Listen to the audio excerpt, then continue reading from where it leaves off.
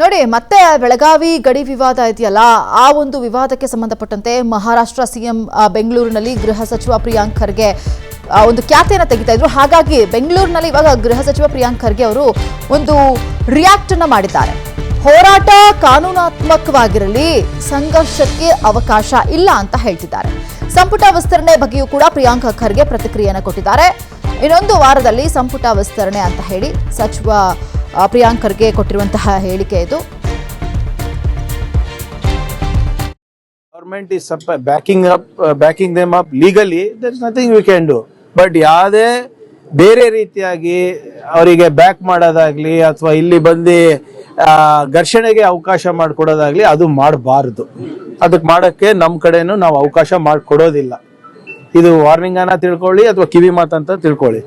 ನಮ್ಮ ರಾಜ್ಯದಲ್ಲಿ ಬಂದು ನೀವು ಪುಂಡಾಟಿಕೆ ಮಾಡೋದು, ಬೇರೆ ಬೇರೆ ರೀತಿಯಾಗಿ ಹೋರಾಟ ಮಾಡೋದು, ಘರ್ಷಣೆಗಳಿಗೆ ಆಸ್ಪದ ಮಾಡಿಕೊಡೋದು ನಾವು ಅಲೋ ಮಾಡೋದಿಲ್ಲ.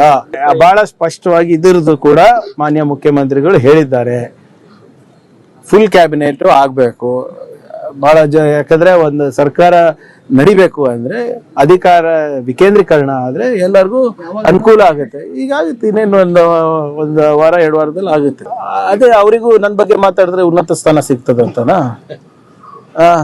ಈಗ ನೀವು ತೆಗ್ದು ನೋಡಿ, ಬಿಜೆಪಿಯವರ ಸಾಮಾಜಿಕ ಜಾಲತಾಣ ತೆಗ್ದು ನೋಡಿ.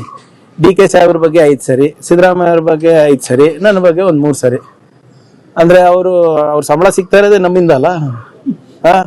ನನ್ನ ಹೆಸರು ಹೇಳಿಲ್ಲ ಅಂದ್ರೆ ಬಹುಶಃ ಅವರೆಲ್ಲ ನಿರುದ್ಯೋಗ ಆಗ್ತಾ ಇದ್ರೆ ಏನೋ. ನಾವು ಬಿಜೆಪಿ IT ಸೆಲ್ದವರು ಅಲ್ಲ. ನಾನು ಫ್ಯಾಕ್ಟ್ಸ್ ಮಾತಾಡ್ತಾ ಇದ್ದೀನಲ್ಲಪ್ಪ. ಈಗ ನಾನು ಕೇಳಿರೋ ಪ್ರಶ್ನೆ ಅದು ಯಾವ್ದಾದ್ರು ಅನ್ಕಾನ್ಸ್ಟಿಟ್ಯೂಷನಲ್ ಇದೆಯಾ, ಇಲ್ಲಾಜಿಕಲ್ ಇದೆಯಾ? ಬಿಟ್ಬಿಡಿ, ಅನ್ಕಾನ್ಸ್ಟಿಟ್ಯೂಷನಲ್ ಬಿಟ್ಬಿಡಿ, ಇಲ್ಲಾಜಿಕಲ್ ಇದೆಯಾ?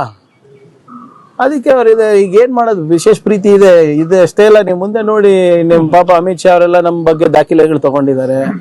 RSS ಅವರು ಬರೇ ನಿಮ್ಮ ಇಲ್ಲಿ ಅಲ್ಲ ಅಲ್ಲೂ ಕೂಡ ಹೇಳಿದಾರೆ, ನೀವೇನ್ ಮಾಡ್ತಾ ಇದೀರಪ್ಪ, ಸರ್ದಾರ್ ಪಟೇಲ್ ಆದ್ಮೇಲೆ ನೀನೇ ದೊಡ್ಡ ಹೋಮ್ ಮಿನಿಸ್ಟರ್ ಅಂತ ಹೇಳ್ಕೊಂಡು ಓಡಾಡ್ತೀರಾ, ನೀವೇನ್ ಪ್ರಿಯಾಂಕ್ ಖರ್ಗೆ ಏನು ಮಾಡ್ತಾ ಇಲ್ಲ ಅಂತ ದಾಖಲೆ ತಗೊಂಡಿದ್ದಾರೆ.